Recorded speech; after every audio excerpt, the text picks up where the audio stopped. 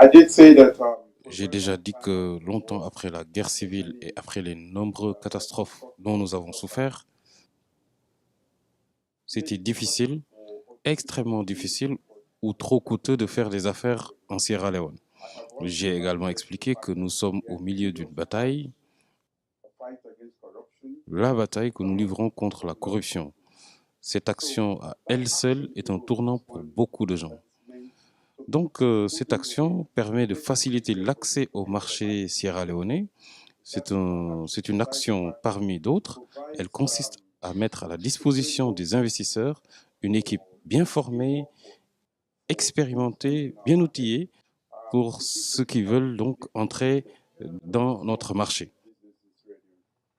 Il y a également la mise en place d'un gouvernement disposé à coopérer avec les investisseurs et nous le prenons très au sérieux.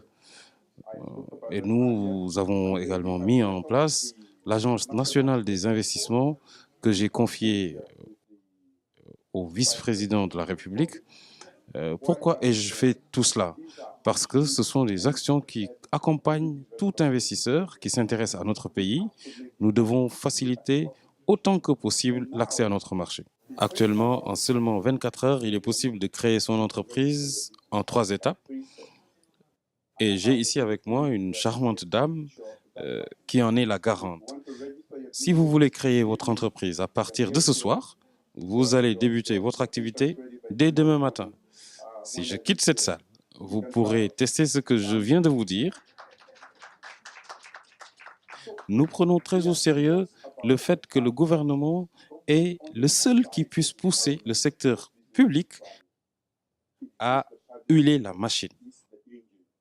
Nous voulons nous développer et par conséquent, notre ambition est d'aider le secteur privé autant que possible. Le développement du capital humain constitue le navire amiral de notre programme. C'est le programme sur lequel j'ai beaucoup insisté durant la campagne électorale qui m'a mené à la présidence. Et parce que c'est un large programme, nous avons mis en place 2 actions pour y parvenir. La meilleure manière de renforcer le capital humain, c'est d'investir dans l'éducation. Mais parce que l'investissement dans l'éducation n'est pas possible quand les populations vivent dans la pauvreté, beaucoup de familles ne peuvent pas envoyer leurs enfants à l'école pour seulement $20 par an. Donc, notre première action a été de rendre gratuite l'éducation de qualité.